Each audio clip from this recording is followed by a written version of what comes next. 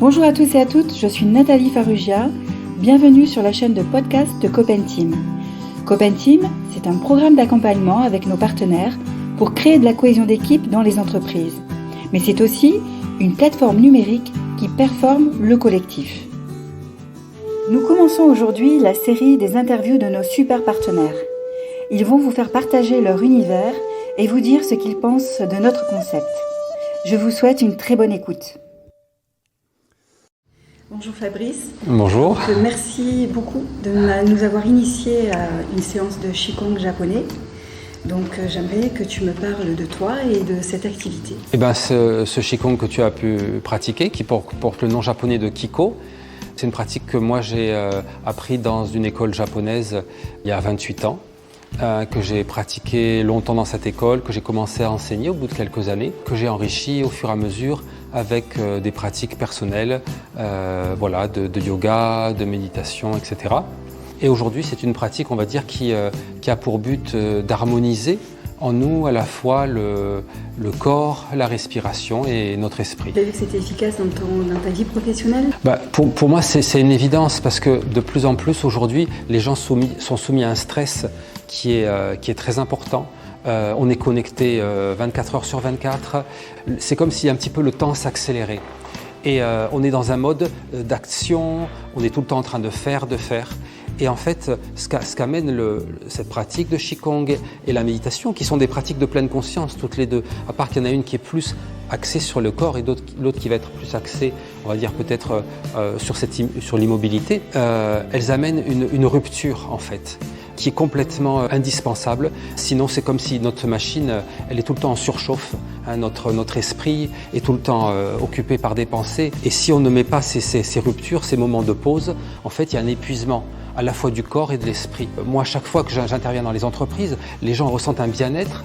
Ils ressentent même des fois un bien-être qu'ils avaient oublié. Ils se disent « mais ça fait tellement longtemps que j'avais plus ressenti ça ».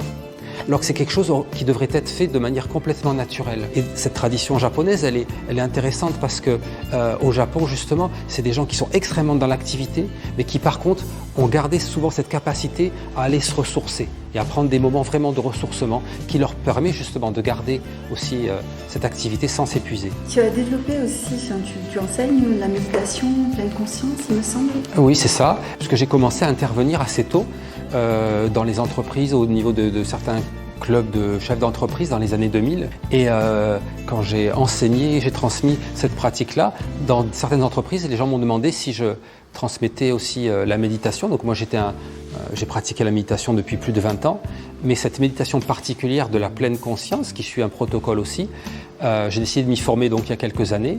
Et donc j'ai suivi un parcours et j'ai suivi également le parcours d'instructeur, d'enseignant.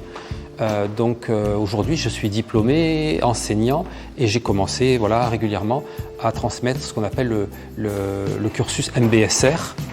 Et également, j'ai été formé pour tout ce qui est des approches de pleine conscience. Voilà.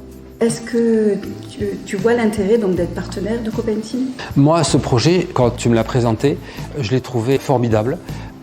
Pourquoi ? Parce que ça répond vraiment à un besoin. C'est pas quelque chose qui vient comme une mode dans les entreprises où les gens passent beaucoup de temps. C'est fondamental de pouvoir leur proposer des choses qu'ils vont pouvoir faire ou à l'intérieur de l'entreprise ou à l'extérieur. Ça se passe en plus, ça a démarré sur la métropole de Montpellier, donc c'est l'opportunité aussi puisque c'est là où je réside, mais je pense que c'est quelque chose qui a vocation à s'étendre puisque c'est un service qui concerne plein de gens. Moi, j'encourage tous les gens qui sont dans ces démarches de bien-être, ces démarches aussi culturelles, de venir s'ajouter en tant que partenaire et puis un maximum d'entreprises de pouvoir bénéficier de ces services, de pouvoir offrir aussi quelque chose à leurs salariés qui donne aussi aux salariés le sentiment que l'entreprise, c'est du donnant-donnant, ça circule entre nous, c'est quelque chose de fluide. Je te remercie beaucoup Fabrice. Avec plaisir.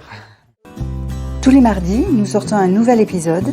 Pensez à vous abonner à la chaîne et suivez-nous sur tous nos réseaux sociaux. Si le concept vous intéresse, contactez-nous sur partenaires@copenteam.fr. Prenez soin de vous et à bientôt.